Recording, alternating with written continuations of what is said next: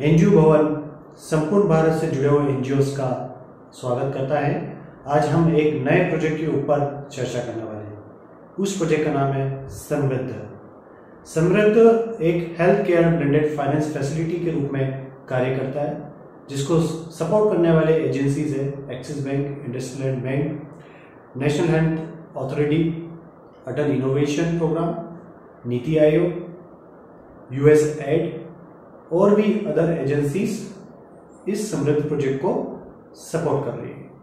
आज इस पूरे प्रोग्राम के दौरान और इस पूरी प्रक्रिया के दौरान हम आपको स्टेप बाय स्टेप बताएंगे कि ये समृद्ध है क्या, किस टॉपिक के ऊपर प्रोजेक्ट इनवाइट किए गए और उसको हमें कैसे अप्लाई करना है और किन डॉक्यूमेंट्स की आवश्यकता होगी।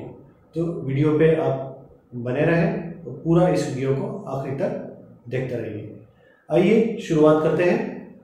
समृद्ध एक हेल्थ केयर के सेक्टर में काम कर रहा है। जैसे कि आप सभी भली भांति अच्छे से जानते हैं, कोविड-19 अभी भी पूरे विश्व भर में महामारी के रूप में मौजूद है।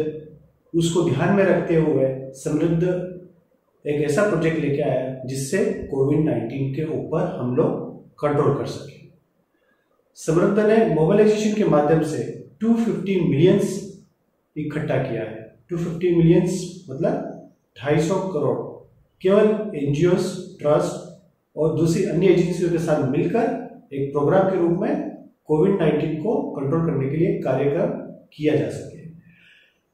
समृद्ध में आईआईटी भी इसको बढ़ चढ़कर सपोर्ट कर रहा है और समृद्ध ने कुछ 6 से 7 प्रोग्राम्स लेकर आया है जिसपे आप एनजीओस इसके ऊपर आसानी से काम कर सकते हैं और इस प्रोजेक्ट के लिए आप अप्लाई कर पाएंगे। पहला है आपका हेल्थ केयर इंफ्रास्ट्रक्चर, दूसरा है आपका डायग्नोस्टिक प्रोडक्ट्स एंड सर्विसेज, मतलब डायग्नोस्टिक से संबंधित जो भी प्रोडक्ट्स होंगे उसके ऊपर आप काम कर सकते हैं। तीसरा है मेडिकल डिवाइसेस।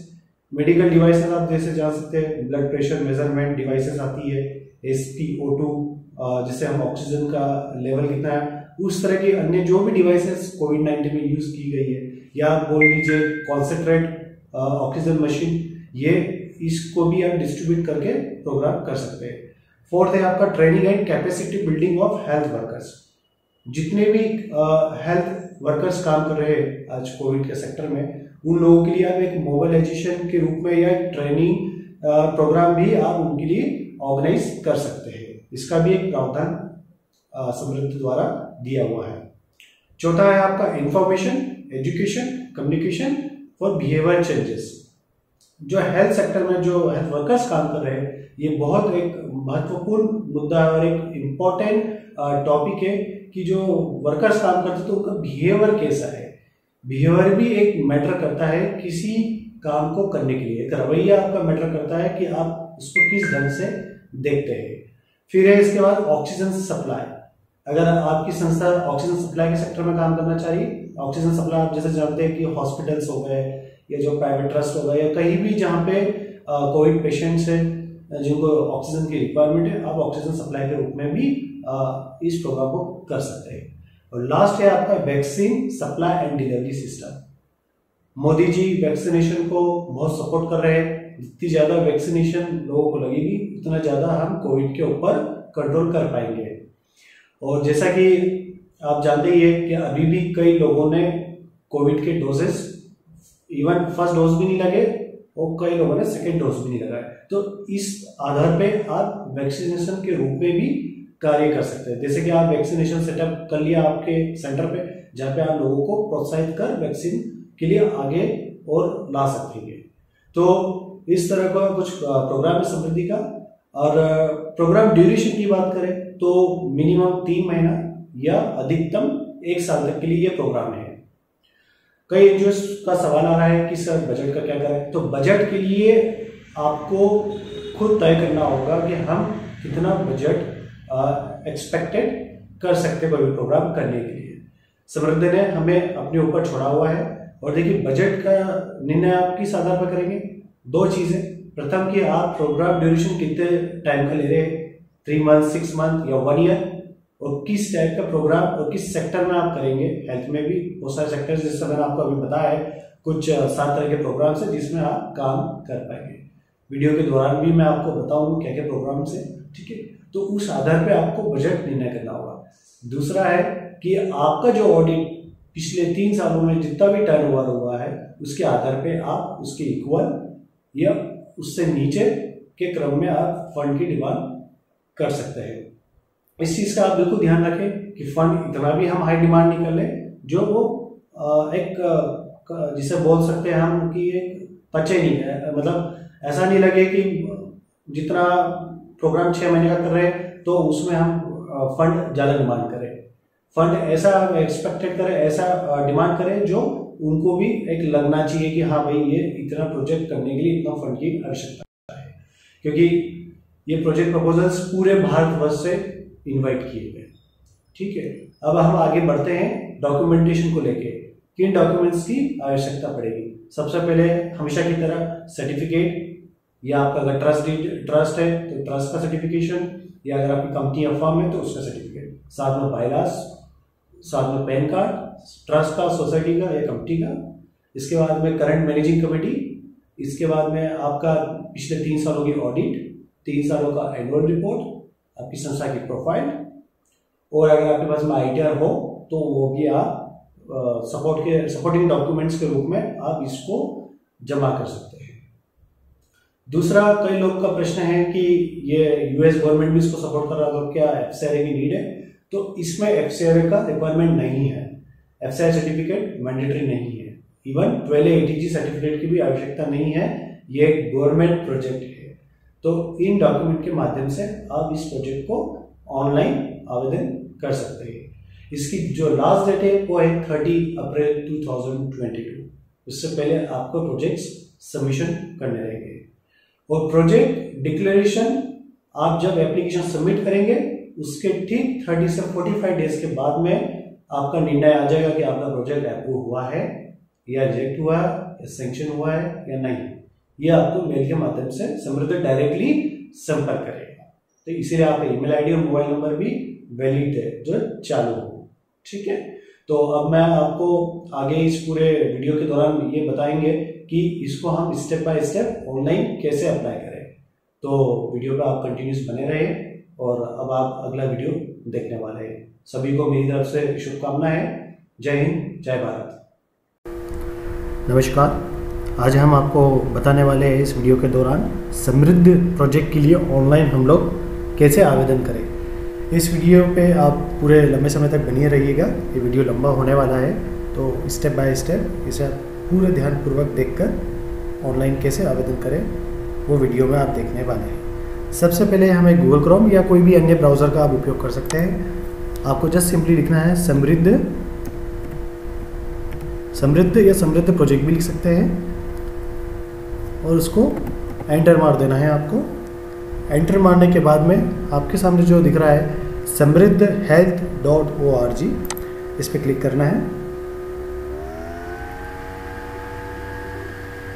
इस पर आप जैसे ही क्लिक करेंगे आपके सामने वेबसाइट खुल जाएगी समृद्ध की। ओके, अब इससे पहले आगे मैं बढ़ूँ, इसके आप ठीक नीचे की तरफ आएंगे तो ये पूरा उसके बारे में डिटेल्स दिया हुआ है कि कौन कौन पार्टनर्स समृद्ध प्रोजेक्ट में जुड़े हुए हैं। अब राइट साइड पे देख रहे हैं अप्लाई फॉर फंडिंग, वह उसको क्लिक कर या डायरेक्टली आप कॉल फॉर प्रपोजल्स पर क्लिक कर डायरेक्टली इसमें एंटर कर सकते हैं। इसको आप जैसे क्लिक करेंगे आपके पास में नया एक पेज ओपन होगा। पेज ओपन होने के बाद में आपके सामने ऑप्शन आ रहा है apply for funding. Apply for funding के क्लिक करने के बाद में आपके सामने 2 ऑप्शंस दिख रहे हैं, सबमिट एप्लीकेशन ब्रोशर, और दूसरा आपको जो दिख रहा है वो है request for application. Application brochures पे अगर आप क्लिक करेंगे तो यहाँ आपको तमाम इंफॉर्मेशन समृद्ध प्रोजेक्ट से रिलेटेड मिल जाएगी कि आपको किस सेक्टर में है। ये हेल्थ अवेयरनेस प्रोग्राम ही है कोविड के लिए, बट ये फोकस एरियाज आप जो देख रहे हैं राइट साइड में, इसको लेते हुए आपको किसी एक के ऊपर प्रोजेक्ट का आवेदन करना होगा। ठीक है, कोई अगर आपको समस्या आती है इस प्रोजेक्ट से संबंधित अप्लाई करने में, तो एनजीओ भवन का जो व्हाट्सएप नंबर है 9826048482, वहाँ आप व्हाट्सएप पर मैसेज करके पूछ सकते हैं। और अगर कोई टेक्निकल इश्यूज़ आ रही है प्रोजेक्ट सबमिट करने में, तो यहाँ पर भी आप डायरेक्टली कांटेक्ट कर सकते हैं। डॉक्टर मंजुनाथ शंकर, ये समृद्ध के मेन हेड और टेक्निकल डिपार्टमेंट के मेंबर हैं। तो ये एक समृद्ध से हैं और हम लोग जो बोल रहे हैं वो एनजीओ भवन से बोल रहे हैं। तो टेक्निकल आपको कोई समस्या आती है तो आप मंजुनाथ जी से संपर्क कर सकते हैं। और कुछ प्रोजेक्ट से रिलेटेड अगर आप इन्फॉर्मेशन चाह रहे हैं तो एनजीओ भवन से भी आप व्हाट्सएप पर, जो भी मैंने नंबर आपको बताया, उस पर आप व्हाट्सएप कर सकते हैं। हमारा वेबसाइट पे और यूट्यूब पर भी नंबर दिया हुआ है। चलिए आइए शुरू करते हैं। तो हम इसको सबमिट एप्लीकेशन के ऊपर क्लिक करेंगे। सबमिट एप्लीकेशन क्लिक पे जैसे ही करेंगे तो आपके पास में एक नया विंडो खुलेगा। इस चीज़ का आपको ध्यान रखना है कि आपका पॉपअप ब्लॉक ना हो। पॉपअप देखिए यहाँ पर होता है, टॉप पर दिख रहे हैं, और यहाँ पे जो आता है कनेक्शन इनसिक्योर साइट सेटिंग्स पे जाते हैं तो जनरली कई लोग के इसमें जो पॉपअप का ऑप्शन होता है वो ब्लॉक करा रहता है। आप देखिए जैसे यहाँ है पॉपअप एंड रीडायरेक्ट्स, इसको हमें अलाउ कर देना है, ब्लॉक्स पे नहीं रखना है। अलाउ करेंगे जब ही जाके आपका नया आपका पोर्टल खुलेगा। ओके, ये तो देखिए हमने पहले से एक डेमो के लिए एक अकाउंट लॉगिन करके रखा हुआ है, बट जो नए एनजीओ है उन लोगों के लिए रिक्वेस्ट फॉर एप्लीकेशन पे क्लिक करना है। और या आप डायरेक्टली सबमिट एप्लीकेशन पे भी क्लिक कर सकते हैं। ओके, ये रिक्वेस्ट फॉर एप्लीकेशन के लिए भी एक फॉर्मेट दिया हुआ है, बट हमें उस पर क्लिक नहीं करना है, हमें सिंपली सबमिट एप्लीकेशन पे ही क्लिक करना है। सबमिट एप्लीकेशन पे आप क्लिक करेंगे तो सबसे पहले आपको एक अकाउंट बनाना रहेगा।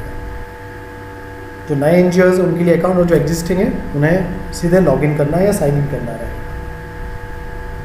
आप देखिए आपके पास में साइन इन का और अकाउंट क्रिएट करने का ऑप्शन आ रहा है, तो आप साइन अप पे क्लिक करेंगे। साइन अप पर क्लिक करने के बाद में आपसे ये कुछ 2-3 इन्फॉर्मेशन मांगेगा, वो आपको फिलअप करके देना है। जैसे आपको आपकी सोसाइटी का ईमेल आईडी, इसके बाद में आपका यहाँ पे पासवर्ड आ जाएगा और वही पासवर्ड आप रिपीट करेंगे और इसको साइन अप आपको कर देना है। अगर कोई सिक्योरिटी कैप्चा या कोड आता है तो वह भी आपको इसमें डाल देना है। इसके पश्चात आप जैसे ही साइन अप करेंगे आपके पास में जो ईमेल आईडी दिया हुआ है उसके ऊपर आपके पास में लिंक आ जाएगी। लिंक पे जाके आपको वेरीफाई करना है कि ये आप ही ने ही रिक्वेस्ट किया है, और आप जैसे ही वेरीफाई करेंगे आपका अकाउंट क्रिएट हो जाएगा। इसके बाद आपको फिर लॉगिन करना है, यही इसी पेज से। यहाँ आप डालेंगे ईमेल आईडी, पासवर्ड, लॉगिन करेंगे। लॉगिन बटन दबाने के बाद में आपके सामने प्रोफाइल का एक ऑप्शन आएगा जिसमें जो मेन व्यक्ति या पर्सन होंगे उनकी डिटेल्स आपको यहाँ फिलअप करना रहेगा। जैसे कि यहाँ पहले से एक हम लोगों ने एक प्रोफाइल डाल के रखा हुआ है, आपको बता देते हैं कि इस प्रोफाइल के अंदर में क्या क्या है। जैसे प्राइमरी कॉन्टैक्ट इन्फॉर्मेशन आ जाएगा, आपके जो भी व्यक्तित्व है सोसाइटी या ट्रस्ट के अंदर में उनके पर्सन का नाम, first name, last name, primary email ID, alternate email ID आप डाल देंगे अगर आपके पास हो या देना चाह रहे हैं। इसके बाद में कंट्री कोड आपका ये, फिर आपका phone number, alternate phone number अगर आप देना चाहें तो दे सकते हैं, मैंडेटरी नहीं है। वो देने के बाद में आप सेव चेंजेस या उसको सबमिट कर देंगे।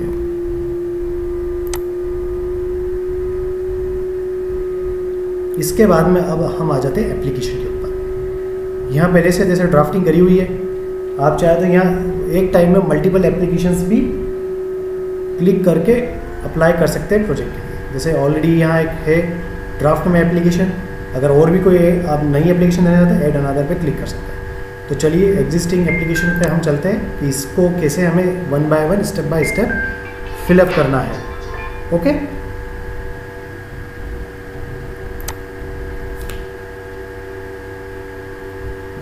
अब आप जैसे देख सकते हैं कि हमारे पास में फॉर्म खुल चुका है। फॉर्म खुलने के बाद आप ऊपर जैसे देख सकते हैं, सबसे पहले आपके पास में ऑप्शन आ रहा है बेसिक इन्फॉर्मेशन। बेसिक इन्फॉर्मेशन में आपसे पूछा are you applying under the NITI Aayog, Atal innovative mission, Samridh project, तो आपको इसको नो करना है।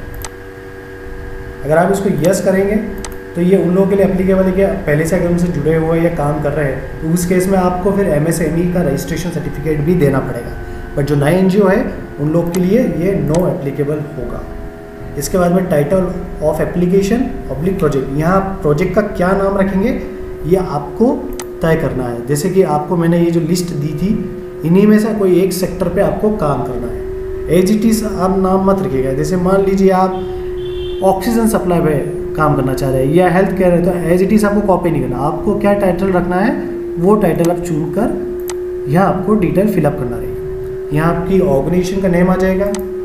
फिर इसके बाद में आपका लीगल स्टेटस, आपका लीगल स्टेटस जो भी आपकी कैटेगरी में आता है, sole proprietor, joint venture, partnership.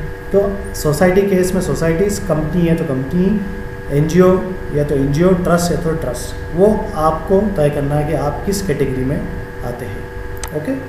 इसके बाद में ऑर्गेनाइजेशन टाइप, आपकी संस्था किस कैटेगरी में आती है, प्रॉफिट के लिए या नॉट प्रॉफिट के लिए। तो हमें इसको नॉट फॉर प्रॉफिट के लिए, बट अगर कोई कंपनी से अप्लाई कर रही है तो उनके लिए फॉर प्रॉफिट आएगा। बट NGOs और सोसाइटी के केस में नॉट फॉर प्रॉफिट। कैटेगरी, आप किस कैटेगरी में आते हैं। अगर कोई हॉस्पिटल्स या कोई हेल्थ सेक्टर में इंस्टीट्यूट के रूप में काम कर रहा है तो उन लोग के लिए ये ऊपर वाला कैटेगरी रहेगा, या आप कोई भी हो इस कैटेगरी में से तो आपको उसको सिलेक्ट करना होगा कोई एक। बट NGO सोसाइटी के लिए आएगा civil society organisation. Maximum NGO society के ट्रस्ट होते हैं वो सिविल सोसाइटी ऑर्गेनाइजेशन की कैटेगरी में आते हैं। सब कैटेगरी की बात करें तो आपको फिर सिलेक्ट करना होगा कि आप किस सब कैटेगरी में आते हैं। और जो NGOs, ट्रस्ट एंड सोसाइटीज़ है उनके लिए अदर। ऑर्गेनाइजेशन की वेबसाइट, अगर वेबसाइट है तो वेबसाइट आपको डालनी रहेगी। लिंक्डइन की प्रोफाइल है, जैसे आपका फेसबुक, ट्विटर होता है, अगर लिंक्डइन है तो लिंक्डइन की आपको लिंक इसमें डालना होगी, और अगर नहीं है तो उसको लीव छोड़ दीजिए, मैंडेटरी नहीं है। फेसबुक तो फेसबुक की डिटेल डालिए, ट्विटर की डिटेल डाल सकते हैं। ये प्रोफाइलिंग इसलिए पूछ रहे हैं कि इससे क्या होगा, जब आपका प्रोजेक्ट अप्लाई होगा ऑनलाइन, जब उनको प्रपोजल मिलेगा तो आपके बारे में वो लोग इससे अधिक अच्छे से जान पाएंगे। वेबसाइट हो तो बहुत ही अच्छा, तो इससे आपका एक ये परिचय देता है कि सोसाइटी या NGO बहुत एक्टिव है सोशल फील्ड में काम करने के लिए। ठीक है, इसके बाद हम आगे चलें। Brief background organisation. अब यहाँ पे आपके ऑर्गेनाइजेशन के बारे में आपको ब्रीफ देना है। यहाँ पूछ रहा how many would you like to add. भाई आपकी मैनेजिंग कमेटी जो है, आपकी जो कार्यकाल कमेटी है, जो सोसाइटी में सब लोग जो एक्टिव मेंबर्स है वो कितनी की है, 2 या 3 से ज़्यादा, तो वो आपको सिलेक्ट करना है। जनरली सोसाइटीज़ और NGOs में 7 होती है, ट्रस्ट में 2 होती है या 2 से ज़्यादा भी हो सकती है, तो वो आपको तय करना है आपको क्या सिलेक्ट करना है। इसके बाद पूछा एनी प्रीवियस एसोसिएशन और एंगेजमेंट विथ US एड। ये जानना चाह रहे हैं कि आपका ऑर्गेनाइजेशन का कोई इंगेजमेंट या कोई कॉन्टेक्ट या कोई ना कोई किसी प्रोजेक्ट से रिलेटेड US गवर्नमेंट के साथ मिलकर आपने काम किया है, येस और नो, तो हमें इसको नो करना है। फिर इसके बाद में बिजनेस स्टेज, तो यहाँ आपको 3 कैटेगरीज है। हालांकि ये एप्लीकेबल नहीं है NGO सोसाइटीज़ के लिए, बट ये मैंडेटरी है, तो इस केस में आप एडिशन ऑब्लिक वैलिडेशन पे सिलेक्ट करेंगे, क्योंकि ये एक शुरुआती तौर पे है। ओके। फिर इसके बाद में आएगा नेक्स्ट पेज पे ऑर्गेनाइजेशन बैकग्राउंड। यहाँ आपकी ऑर्गेनाइजेशन के बारे में बताना है कि आपकी सोसाइटी की स्थापना कब हुई थी, कौन सी ईयर में हुई थी, क्या क्या अचीवमेंट्स है, क्या क्या एक्टिविटीज़ है, आपके क्या गोल्स है, क्या एम्स है, हेल्थ केयर के लिए आपने क्या कंट्रीब्यूट किया है। अगर आप मेंशन करेंगे तो बहुत अच्छा रहेगा, तो इससे आपको सहूलत और आसानी रहेगी, प्रोजेक्ट का अप्रूव होने के चांसेस ज़्यादा रहेंगे। और कोई आपको बेस्ट अवार्ड मिला है तो आप उसकी डिटेल भी यहाँ पर फिलअप कर सकते हैं ऑर्गेनाइजेशन बैकग्राउंड के सेक्शन में। फिर बात करें एप्लीकेशन इन्फॉर्मेशन, प्रॉब्लम स्टेटमेंट। अब आपसे यहाँ पे एक प्रॉब्लम और एक सॉल्यूशन के रूप में पूछना चाह रहा है कि आप कैसे एड्रेस करेंगे कि आपको जो करंट सिनेरियो चल रहा है हेल्थ सेक्टर का, उसमें जो चैलेंजेस आ रहे हैं उसको कैसे भरपाई करेंगे, कैसे गैप को फिलअप करेंगे, और हेल्थ के सेक्टर में आप कैसे आउटकम्स लेकर आ सकते हैं इंडिया में या इंटरनेशनल लेवल की बात करें तो उससे रिलेटेड आपको यहाँ पे एक्सप्लेनेशन देना होगा। फिर आएगा प्रपोज सॉल्यूशन। आपने जो भी समस्या बताई हेल्थ सेक्टर से रिलेटेड तो उसका समाधान, उसका सॉल्यूशन क्या होगा, वो इससे रिलेटेड यहाँ आपको फिलअप करना रहेगा। राइट साइड में आप देख रहे हैं वर्ड काउंट्स बता रहा है, तो 500 शब्द तक आप इसको फिलअप कर सकते हैं। फिर इसके बाद नेक्स्ट पे आ जाए प्रोजेक्ट गोल्स एंड ऑब्जेक्टिव्स।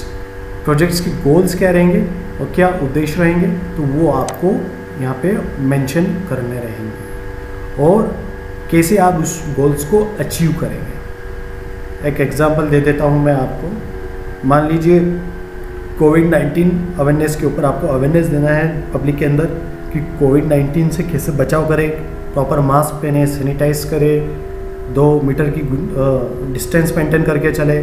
इस तरह की जो तमाम इंफॉर्मेशन होती है कोविड से रिलेटेड, उससे रिलेटेड आप क्या क्या चीज़ें करने वाले हैं और कैसे उसको आप अचीव करेंगे और क्या उससे नतीजे निकलेंगे। फिर प्रोजेक्ट इम्प्लीमेंटेशन प्लान, यहाँ पे भी आपकी वही चीज़ आ जाएगी। आपका वर्क प्लान, डाटा प्लान आपको यहाँ लिखना है कि आप क्या क्या करेंगे। मान लीजिए आप 3 मंथ्स का प्रोग्राम के लिए अप्लाई कर रहे हैं, 6 मंथ के लिए या 1 ईयर के लिए, तो आपको यहाँ पे सारी चीज़ें बताना रहेगी क्या क्या एक्टिविटीज़ आप करवाएंगे और क्या क्या सॉल्यूशन होंगे, जैसे कि टाइमलाइन कितने ड्यूरेशन में करेंगे, वो सब आपको एक शॉर्ट समरी में यहाँ लिख के देना है इस सेक्शन में। आप चाहे तो डिटेल वर्क प्लान भी अटैच कर सकते हैं, यहाँ ऑप्शन दिया हुआ है, please attach detail work plan. आपको लगता है कि नहीं मुझे 500 वर्ड से ज़्यादा मेरा डिटेल प्लान है, तो आप उसको भी यहाँ पे नीचे जाके अटैच कर सकते हैं एडिशनल फाइल्स में। लास्ट में जब हम सबमिशन पे आएंगे तो आपको बताएंगे कहाँ अटैच करना है। फिर इसके बाद पूछ रहा है एक्सपेक्टेड इम्पैक्ट, इसका इम्पैक्ट क्या रहेगा, मतलब कितनी सफलता रहेगी इस प्रोजेक्ट के ऊपर। मान लीजिए 20%, 30%, 40%, 50, 80, ये आपको बताना है। और आप इस प्रोग्रेस को कैसे ट्रैक करेंगे, आप आउटकम को कैसे पाएंगे, कैसे अचीव करेंगे, और उस प्रोजेक्ट को करने के बाद आपके प्रोजेक्ट के बाद कोविड-19 या हेल्थ अवेयरनेस में क्या बदलाव आएगा, तो उसका आपको एक्सपेक्टेड इम्पैक्ट भी यहाँ आपको दर्शाना है इस पॉइंट पर। यह भी 500 वर्ड से ज़्यादा नहीं होना चाहिए। बेनिफिशरीज सब, अब आपसे पूछे नंबर ऑफ बेनिफिशरीज कितने रहेंगे विद जेंडर स्प्लिट, मेल्स कितने रहेंगे, फीमेल्स कितने रहेंगे, उसको 2 विभाजित भागों में करके आपको बताना है। और आप कौन से एरिया में करेंगे, कहाँ करेंगे, वो आपको डिटेलिंग इस एक्सपेक्टेड इम्पैक्ट में डालना है। जोग्राफिकल रीच की बात करें तो यहाँ आप कहाँ का करेंगे, किसी एक स्टेट में करेंगे या एक डिस्ट्रिक्ट में या एक तहसील में या पूरे इंडिया लेवल पे काम करेंगे, यह आपको जैसे मेंशन किया हुआ विलेजेस, ब्लॉक्स, डिस्ट्रिक्ट या स्टेट।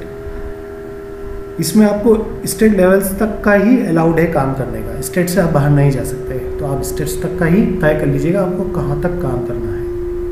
इसके बाद पूछा सस्टेनेबिलिटी एंड स्केलेबिलिटी, वही प्रोजेक्ट सस्टेनेबल कितना रहेगा, अगर प्रोजेक्ट की शुरुआत कर रहे हैं तो वो कितना उसकी उपयोगिता रहेगी उस सेक्टर में, जहाँ भी आप काम करेंगे वहाँ क्या बदलाव आएगा और कितना ये मेंटेन रहेगा प्रोजेक्ट। और यहाँ आपसे ये भी पूछ रहे हैं कि अगर मान लीजिए कोई बड़े लेवल का प्रोजेक्ट आप कर रहे हैं बट आपको लगता है कि जितना बजट डिमांड किया उसके बाद भी फंड्स की रिक्वायर्ड रहेगी, तो आप उसको कैसे मैनेज करेंगे, कैसे सस्टेन करेंगे।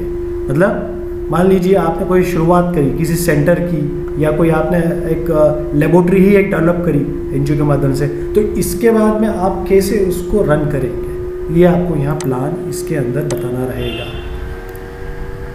इसके बाद आपको कोई और डिटेल प्रपोजल आपके पास है, कोई नया आइडिया या कंसेप्ट है आपके पास में, तो वो यहाँ आप इस सेक्शन पे अटैच कर सकते हैं सिलेक्ट फाइल को क्लिक करने के बाद। इनोवेशन, ये हम लोगों के लिए एप्लीकेबल नहीं है, ये जो इनोवेशन से रिलेटेड कंपनीज है या फाइनेंशियल से रिलेटेड काम कर रही है उन लोगों के लिए एप्लीकेबल है, तो इसे हम लीव कर देंगे, इसको भी लीव करना है।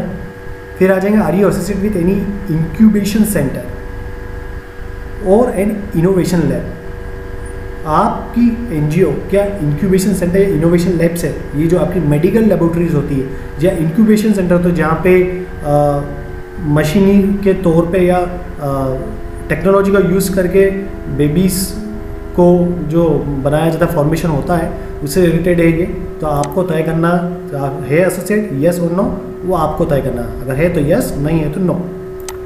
फिर do you have CDSCO, ICMR, FDA, ये इससे रिलेटेड कोई आपके पास सर्टिफिकेट है तो इसको नो करना है, अगर है तो आपको यस करना है। Do you have any patents, trademarks, IPRS, आपके पास क्या हेल्थ से रिलेटेड अगर आप काम कर रहे हैं तो आपके ट्रेडमार्क्स या लाइसेंस है तो यस, नहीं है तो नो। इसके बाद please provide the information patent trademark. अब उससे रिलेटेड आपको इन्फॉर्मेशन देनी है। अगर आपने इसको यस करा है सपोज, तो आपको यहाँ पे उसका डिटेल्स देना होगा और उसके बाद में आपको इसकी इन्फॉर्मेशन देना होगी। बट अगर इस केस में अगर नो आप कर रहे हैं तो हमें यहाँ पे इसको लिख देना है नॉट एप्लीकेबल, या नॉट NA लिख दीजिएगा शॉर्ट फॉर्म में, उससे भी आपका काम हो जाएगा। Have you undertake any clinical validation studies, तो उसको नो कर दीजिएगा। अगर आपने कोई मेडिकल से रिलेटेड कोई काम किया क्लिनिकली तो यस, नहीं है तो नो। फिर आपसे एक नेक्स्ट पॉइंट पे पूछा, please share details about your current deployments with respect to time. अभी आपकी NGO की या सोसाइटी ट्रस्ट का कोई स्ट्रेटजीज या कोई प्लानिंग है हॉस्पिटल्स या जोग्राफिक्स में काम करने के लिए, या कोई यूजर्स के लिए, या है तो एग्जिस्टिंग में आपका क्या अभी काम चल रहा है। हॉस्पिटल को छोड़िए, अगर जोग्राफिकल लेवल पे या यूजर्स लेवल पे अगर आप काम कर रहे हैं तो उसकी डिटेल आपको यहाँ पे इन्फॉर्मेशन शेयर करनी है, और नहीं है तो उसको आप नॉट एप्लीकेबल भी कर सकते हैं। Please specify if the innovation has received any awards and accreditations. अगर आपको कोई अवार्ड या एक्रीडिशन या आपको कोई सर्टिफिकेट मिला है या अवार्ड मिला है तो उसकी डिटेल आप यहाँ पे मेंशन कर सकते हैं।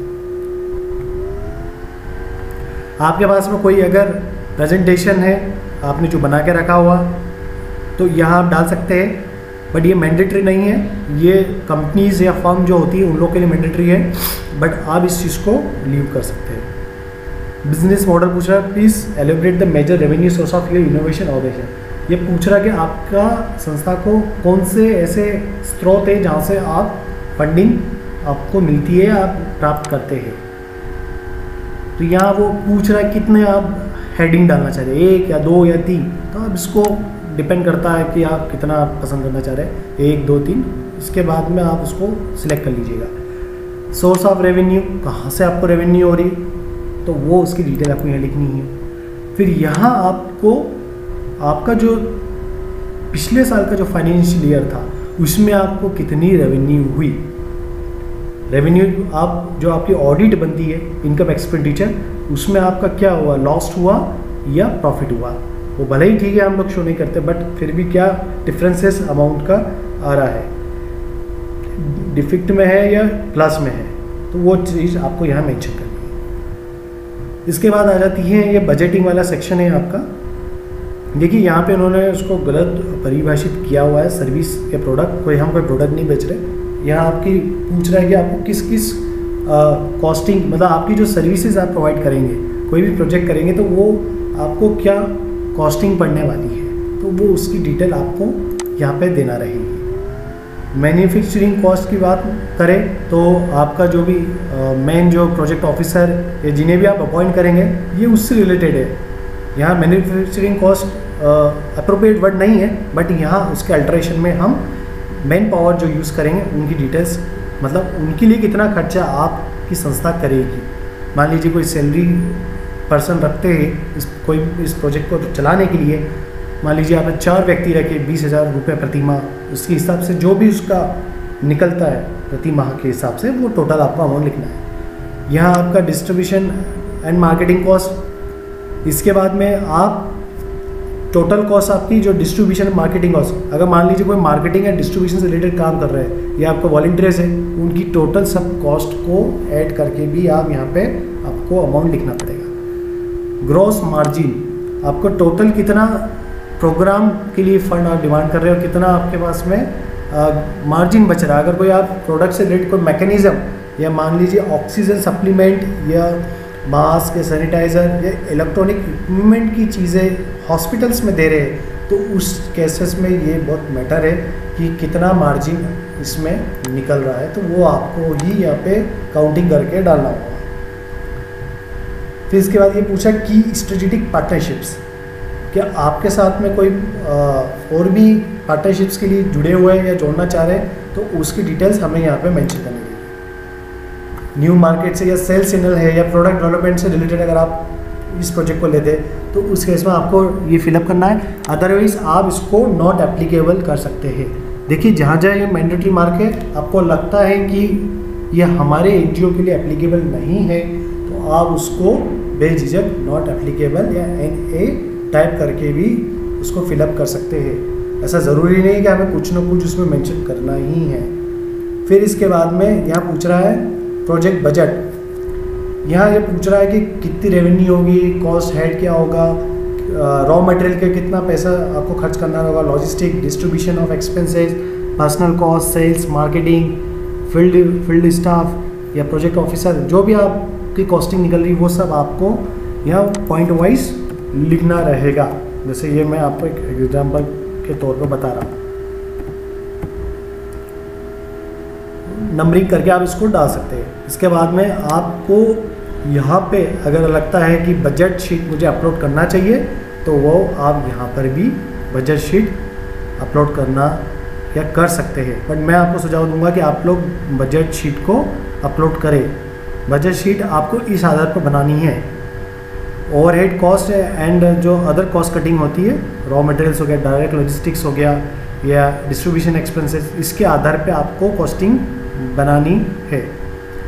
इसके बाद सोर्स ऑफ फंड्स, आपकी एनजीओ का अभी कहाँ से फंडिंग मिल रही है, तो उसकी डिटेल आपको यहाँ पे देनी है। How many source of commercial capital would you like to add, तो यहाँ आप 1, 2, 3 या मोर देन 3 आपके ऊपर डिपेंड है, उसके अकॉर्डिंग आप यहाँ पे डालती चाहिए। अगर आपको मान लीजिए वुमेन डेवलपमेंट या हेल्थ सेक्टर से कोई प्रोजेक्ट हो, उसका डिटेल आप यहाँ लिख देंगे और ये अमाउंट लिख देंगे इसके नीचे पे। यहाँ आपका आ गया health sector,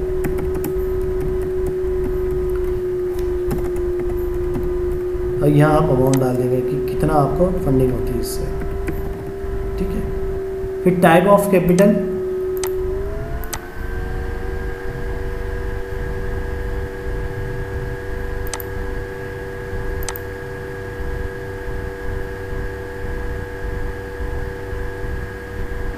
type of capital में इसको आप डेब्ट या इक्विटी दोनों में से कोई एक सिलेक्ट करना, ये हमारे लिए ऐसा मैंडेटरी नहीं है, इसको आप लीव कर दीजिएगा।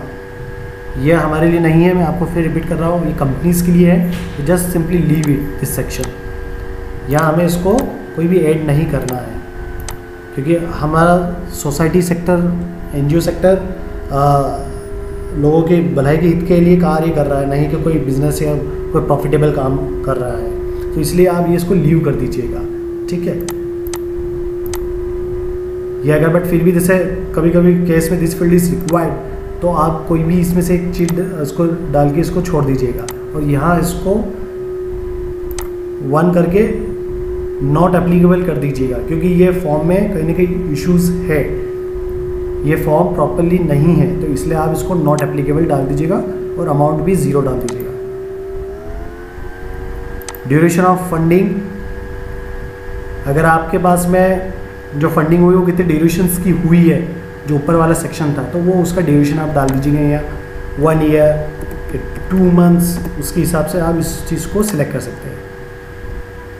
इसके बाद ये पूछ रहा है, जस्ट मिनट, हाँ जी, तो ये आपसे जो पूछ रहा है अब हिस्टोरिकल फाइनेंशियल प्लान्स, आपका यहाँ पे 3 सालों को आपको ऑडिट रिपोर्ट्स अपलोड करना रहेगा, लास्ट 3 फाइनेंशियल्स और एज एप्लीकेबल। तो यहाँ 1 बाय 1 आपको फाइल को अटैच करनी है।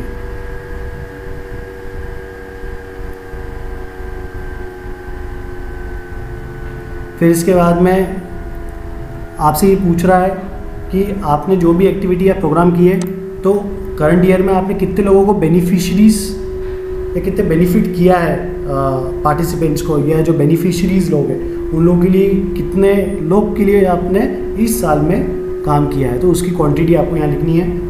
प्रीवियस ईयर्स में कितना किया या उससे पहले, ये मैंडेटरी नहीं है, बट करंट ईयर का आप देकर आगे बढ़ सकते हैं। मान लीजिए आप 200 डाल दें, 200 आपका यहाँ पे आ जाएगा।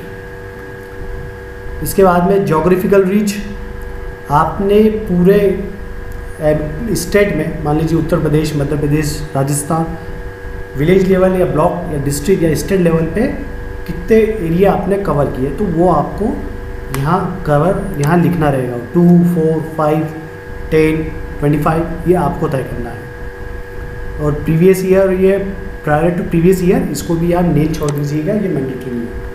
अपकमिंग ऑर्डर्स, आपके कोई अपकमिंग कोई प्रोग्राम्स है, प्रोजेक्ट्स है किसी और मिनिस्ट्री या डिपार्टमेंट से, तो उसकी डिटेल्स आपको इस सेक्शन में फिलअप करना है।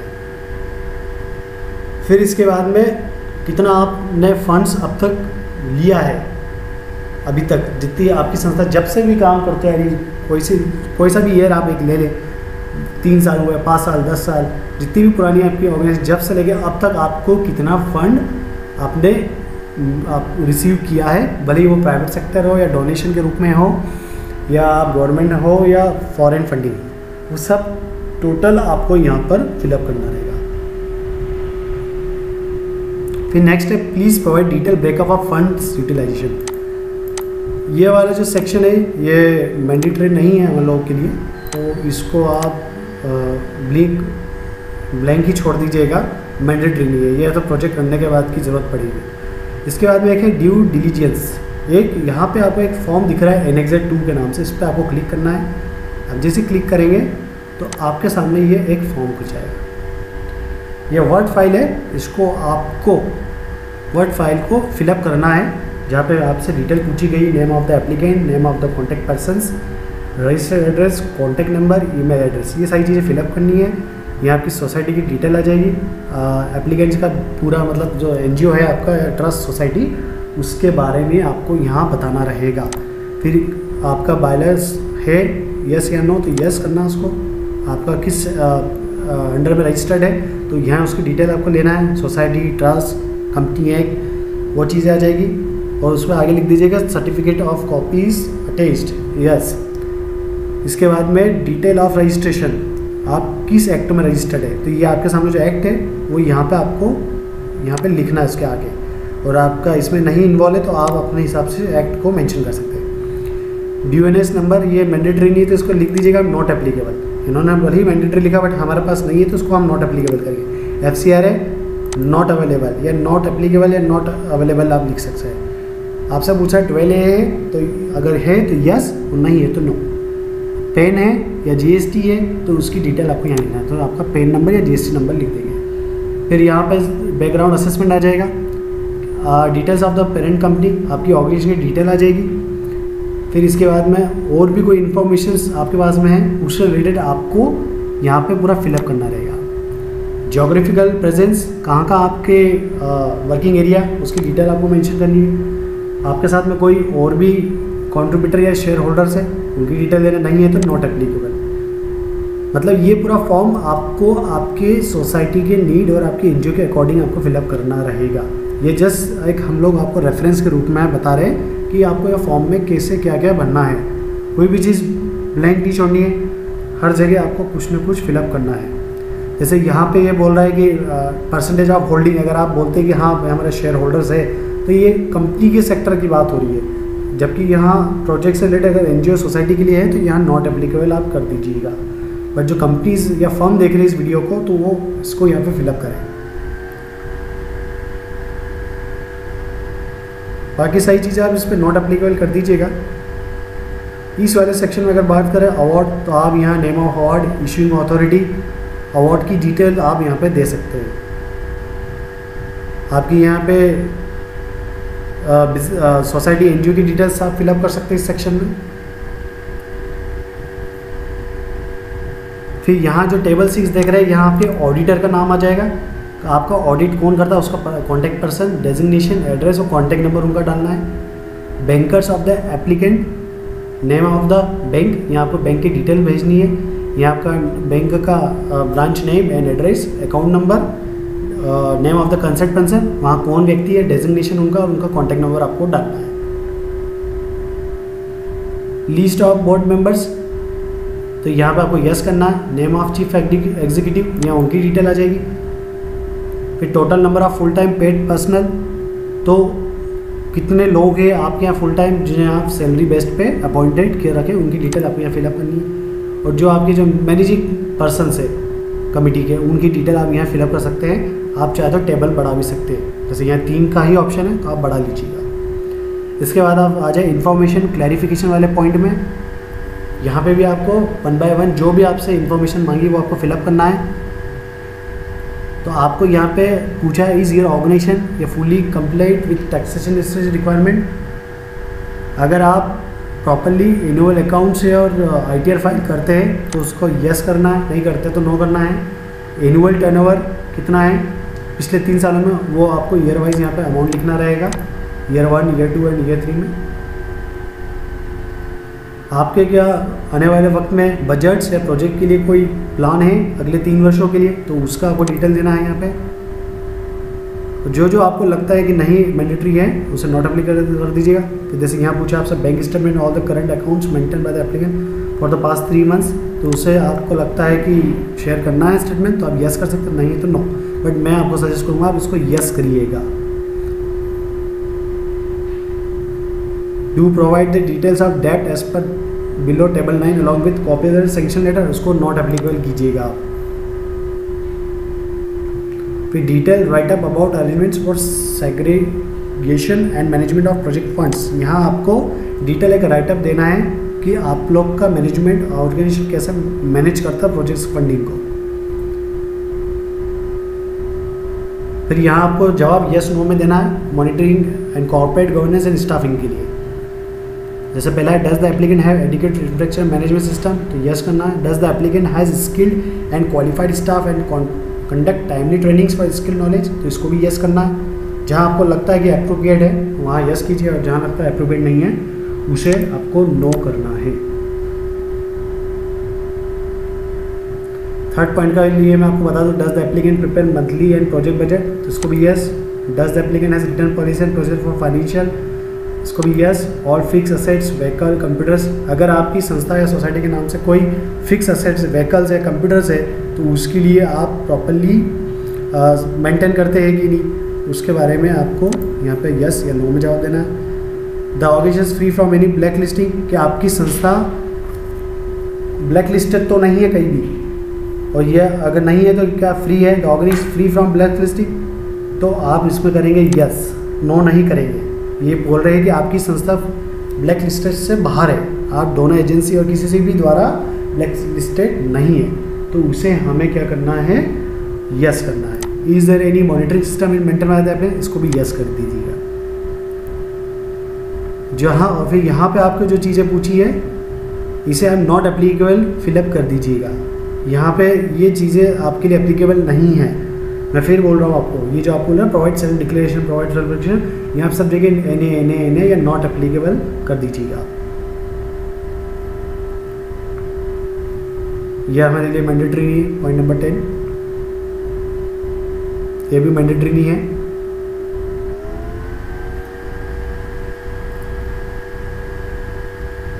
इसमें आपको जो ये पॉइंट नंबर 9 का पॉइंट 1 है, इसमें आपसे पूछा है कि anti fraud anti corruption policy है या आप लोग ने, तो आपको सब जगह सब नो नो नो नो करना है, आपको यस कुछ भी नहीं करना है।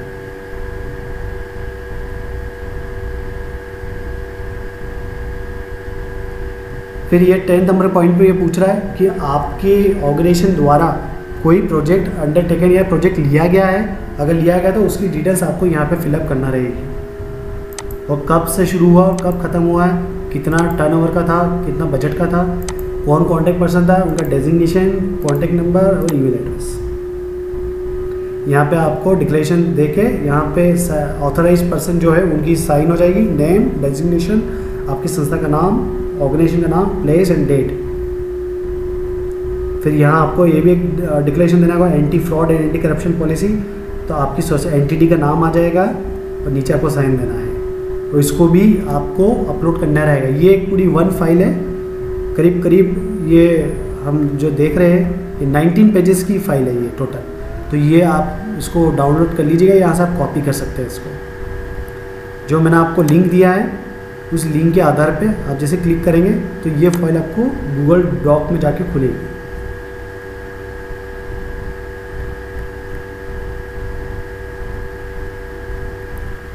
इसके बाद में आपको जो कुछ फॉर्मेट्स दिए उन्होंने, कॉन्फ्लिक्ट ऑफ इंटरेस्ट पॉलिसी, आपका कोई इंटरेस्ट नहीं है इस प्रोजेक्ट से रिलेटेड, ये भी आपको एक डिक्लेरेशन देना पड़ेगा, कोई सेम ब्लड रिलेशन नहीं है, वो भी आपको इन्फॉर्मेशन यहाँ देना रहेगी। रेफरेंस नंबर को ब्लैंक छोड़ दीजिएगा, या नेम ऑफ एंटिटी आ जाएगा, यहाँ भी नेम ऑफ एंटिटी, यहाँ भी और यहाँ पे भी, और यहाँ साइन और नेम, डेजिग्नेशन, सिग्नेचर, डेट। फिर फाइनल आपको एक डिक्लेरेशन देना है उनके रूल्स एंड रेगुलेशन से रिलेटेड। और यहाँ भी आपको नेम, डेजिग्नेशन, सिग्नेचर, डेट, हर पेज पे आपको साइन करनी ही है आपकी ऑर्गेनाइजेशन सोसाइटी की। ओके, कोई भी पेज आपको ब्लैंक नहीं छोड़ना है। जहाँ आपको लगता है कि मैंडेटरी नहीं है उसे आप छोड़ सकते हैं।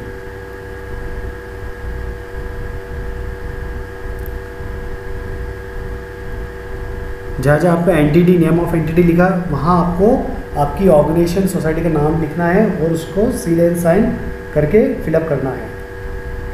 और इस तरह आपका ये पूरा 19 पेज का फॉर्म ये पूरा फिलअप करके इसको PDF बनाकर आप वापस इस सेक्शन पर आ जाएंगे और यहाँ आपको अटैच कर देना है। इसके बाद में आपको लगता है कि आपके पास में कुछ और भी इनोवेटिव आइडियाज़ और कंसेप्ट है, तो आप एडिशनल इन्फॉर्मेशन में जाकर ये जो ऑप्शन दिख रहे हैं यहाँ आप अपलोड कर सकते हैं। ये मैंडेटरी नहीं है। अगर आपके पास में कोई इनोवेटिव आइडियाज़ है या कंसेप्ट है तो आप यहाँ अपना चीज़ें शेयर कर सकते हैं। तो उसके बारे में अगर आपको डिस्क्रिप्शन या विवरण या कुछ इन्फॉर्मेशन मैसेज लिखना चाह रहे हैं तो वहाँ हम यहाँ मैसेज भी लिख सकते हैं। मैंडेटरी नहीं है, वो आपके ऊपर छोड़ा हुआ है। बजट की बात करें, बजट मैंने आपको ऊपर बता ही दिया था।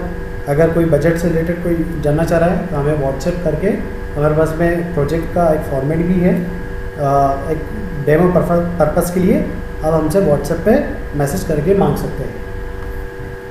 फाइनली यहाँ पे आप देख रहे हैं submitted by, name of the person आ जाएगा या सिग्नेचर। तो नेम जो भी भर रहा है उसका उनका नाम, डेट कौन सी तारीख को किया, उनका क्या डेजिग्नेशन है, और डेजिग्नेशन जैसे मान लीजिए प्रेसिडेंट तो प्रेसिडेंट या सेक्रेटरी तो सेक्रेटरी, और उसके बाद में इसको कर देंगे मार्क कंप्लीट।